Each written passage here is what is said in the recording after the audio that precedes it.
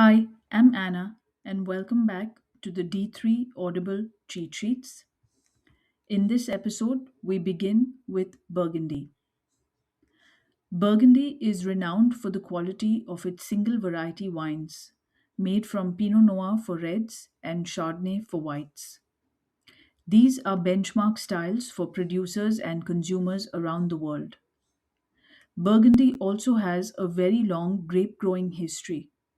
Roman roots, then the period of the great monasteries from around 1000 CE onward. And it's in that monastic period that something uniquely Burgundian takes shape.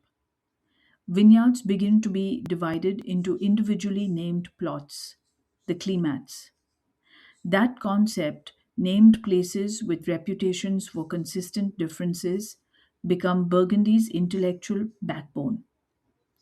When we say Burgundy, we're really talking about a set of subregions. Excluding Beaujolais, which has its own chapter, Burgundy comprises Chablis, the Côte d'Or, the Côte Chalonnaise, and the Mâconnais. And with the exception of Chablis, these sit on a relatively narrow north to south strip between Dijon in the north and Mâcon in the south, about 130 kilometers.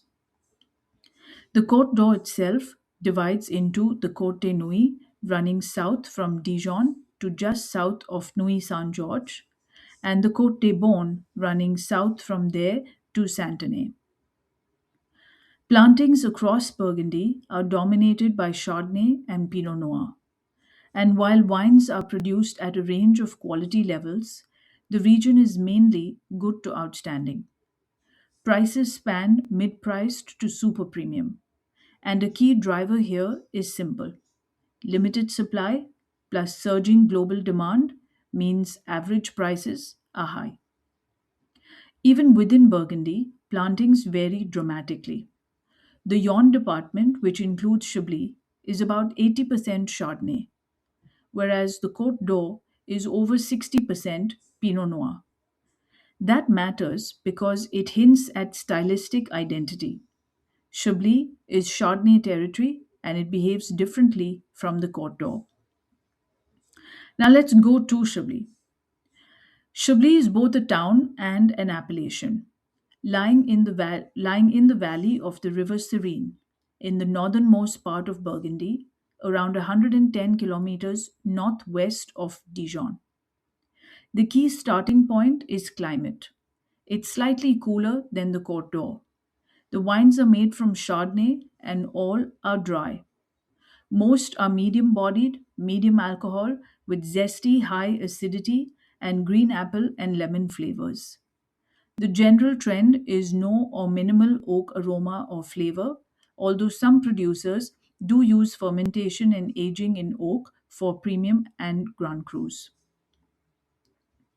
There's a range of quality from good to outstanding, and the best can cellar and age. Prices range from mid price to premium, with a few super premium examples, though generally not reaching the heights of the most expensive wines of the Côte d'Or. Chablis also teaches a very exam relevant lesson. Popularity and economic forces can reshape regions. In the early 19th century, Chablis boomed because it was relatively close to Paris. The wider Yonne department had about 40,000 hectares under vine in that period. But then the 19th century brought phylloxera and powdery mildew, and above all, the building of the Paris Lyon Marseille Railway in the middle of the 19th century. Once cheaper southern French wines could travel easily, Chablis couldn't compete on price. Rural depopulation after World War One and the devastating frost of 1945 pushed Chablis to a low point of just 500 hectares. In recent decades, demand has driven the vineyard area back up to around 5,800 hectares. That history matters because it links directly to today's structure. Modern Chablis is a region rebuilt around a clear, cool climate style identity and around a hierarchy that turns site advantages into concentration, aging potential, and price. Let's build the growing environment properly. Chablis has a continental climate with cold winters and warm summers.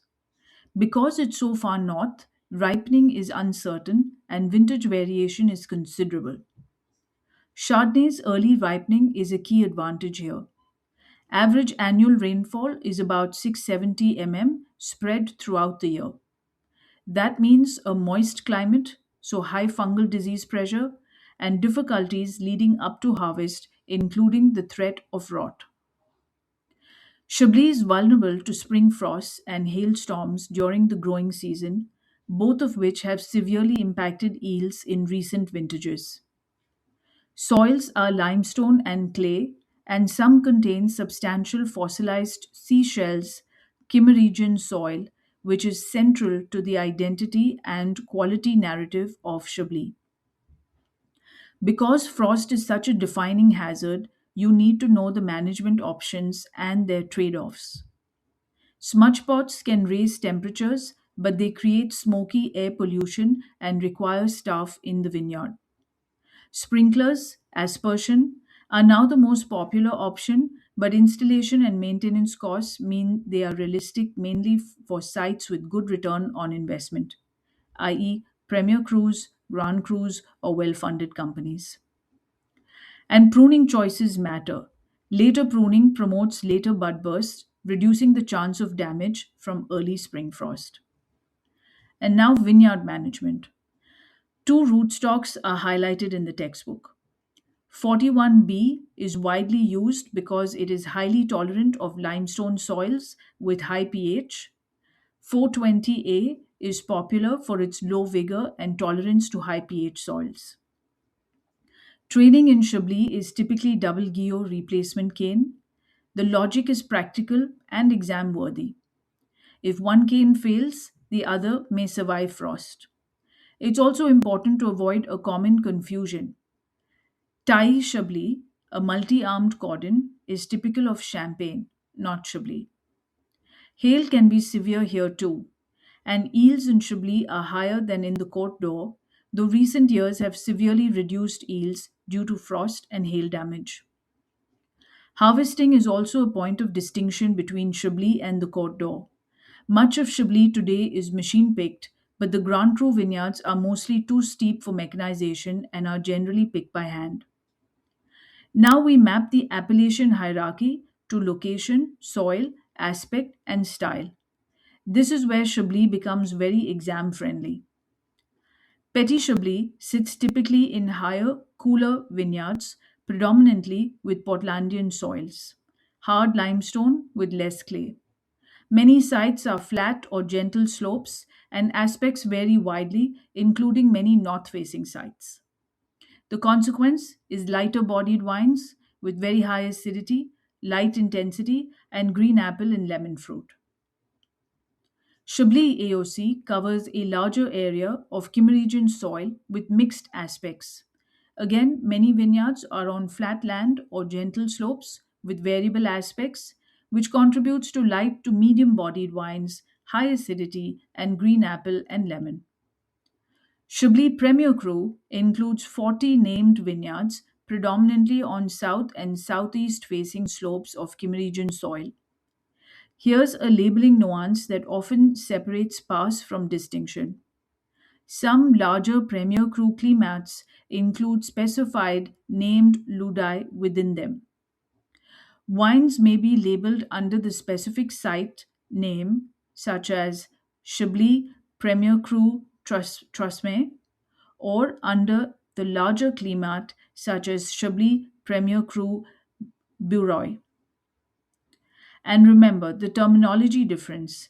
A climat is a named vineyard fixed in AOC legislation. A ludi is a named piece of land in the centralized land register. Chablis Grand Cru is a single Grand Cru appellation with 7 named vineyards or climats, including Les Clos and Vaudoussaire. It lies immediately next to the village on the right bank of the river Serine, facing southwest on Kimmeridgian Marl. The south facing slopes promote ripening, giving wines greater weight and concentration than Premier Cru or Village Chablis. The soil mix matters. Crumbly marl with good drainage and relatively high clay content for water retention contributes to higher quality. Grand Cru represents only about 1% of Chablis production. And now the exam logic. Why do south facing mid slope sites matter so much here? Because slope provides better drainage and better protection from frost, and a southerly aspect increases sunlight interception and ripeness. The Grand Cru vineyards also benefit from shelter from north winds due to a belt of trees between them and the adjacent Petit Chablis vineyards. The combined effect is greater concentration, body, and capacity to age. Now, my winemaking. Chaptalization up to the legal limit is used regularly in all but the warmest years. Fermentation is typically in stainless steel, with storage in stainless steel or concrete for a few months for most wines. Malolactic conversion is common to soften acidity, and wines may spend some months on lees to enhance texture. Oak is where Chablis becomes both stylistic and controversial. Oak aromas, flavors, and textures are not typically desirable nor commonly found in generic Chablis. Chablis is celebrated for crisp citrus and green apple and high acidity. However, some wines, especially Grand Cru and occasionally Premier Cru, may be fermented and aged in barrels. There is a range of styles. Old oak used by producers like WSET or Raveneau, some new oak used by William Ferv, and even Grand Cru wines fermented and aged in stainless steel or concrete by producers like Jean-Marc Brocard. This has been controversial because some believe Chablis should not smell or taste of oak, unlike many Chardonnays elsewhere. Wine law and regulations are crisp here. Only Chardonnay is permitted. Maximum yields are restricted to 60 hectoliters per hectare for Petit Chablis and Chablis, 58 for Premier Cru, and 54 for Grand Cru. Now, wine business, and it matters more than students think. Across Burgundy, the traditional distinction between negociants and domains is breaking down. Negociants have bought land, and some domains supplement estate production with negociant activity. In Chablis specifically, one quarter of all wine is vinified by the cooperative La Chablisienne, operating at all levels of the hierarchy. More growers are making and marketing their own wines. Producer association plays a role. William Ferv founded La Syndicate Défense de l'Appellation des Chablis in 1993 to combat fraud and address environmental issues. La Union des Grands Crus Chablis is a voluntary association limited to Grand Cru owners with a quality charter requiring sustainable viticulture and hand harvesting. Pricing is driven by both the domain name and the appellation level. Petit Chablis and Chablis tend to be mid priced, sometimes premium. Premier Cru and Grand Cru are usually premium or super premium. Highly regarded producers like Raveneau and Duvisat sell at extremely high prices. And finally, market reality. Chablis prices are generally lower than equivalent hierarchy levels in the Côte d'Or. Two-thirds of Chablis by volume is exported with top markets, the UK, USA, and Japan. And that is Chablis. And if you can connect climate risk to site hierarchy, to style, to pricing, and exports the way we just did, you are writing and thinking at distinction level. I do hope this helps with your prep, and I'll see you at the next episode.